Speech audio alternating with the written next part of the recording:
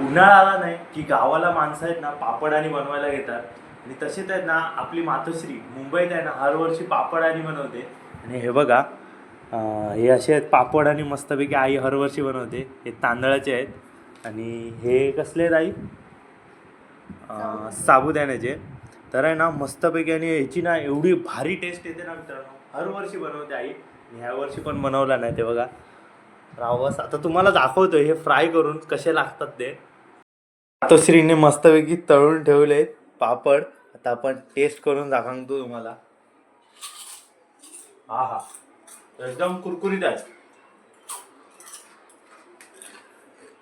हो.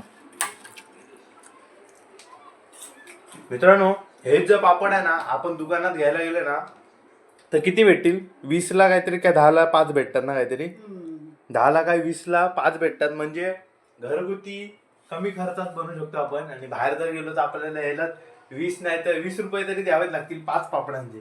तर बघा आपली मातोश्री एकदम डेंजर आहे, मस्तच.